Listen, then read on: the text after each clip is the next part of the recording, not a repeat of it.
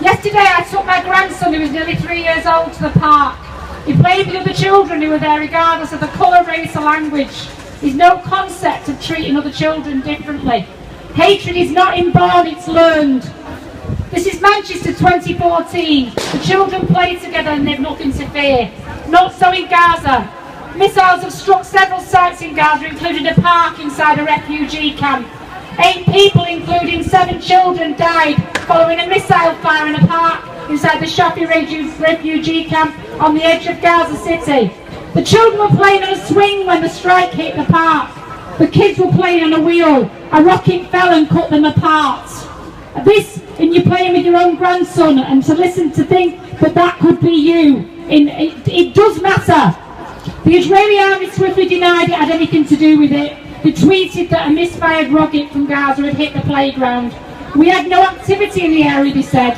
We know it was launched from within Gaza and landed short, an Israeli spokesman said. However, Hamas denied it had fired any rockets in the area and said it was categorically an airstrike by Israel.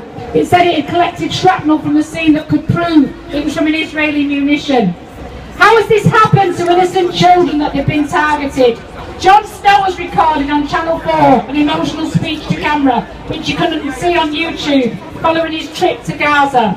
You can also listen to Sir Gerald Kaufman, who couldn't be here today, who is constantly talking about Gaza. And as a Jewish man himself, he's received death threats and letters and emails on a daily basis because of his stance on it.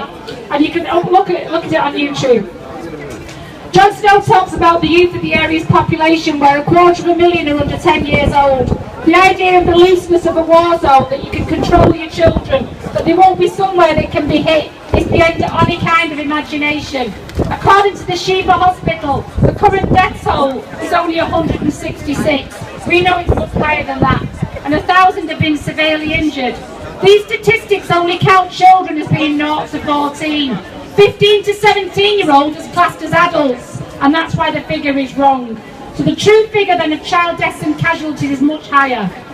Jon Snow challenges those who say that this is nothing to do with us. He says in some way we share some of the responsibility for those deaths, because for us it's not a priority whatsoever to stop it.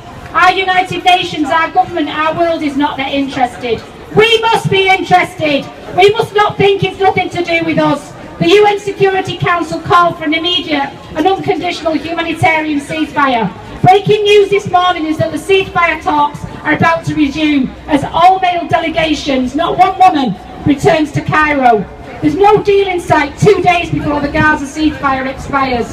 The talks resume today and the 5-day ceasefire expires at midnight on Monday. The Palestinian People's Party have said that the chances of reaching a long-term ceasefire are not great. They accuse Israel of using the talks to organise and reproduce the siege in a different way. Meanwhile, children continue to die. As a mother and a grandmother, I cannot stand by and watch and say that this has got nothing to do with me.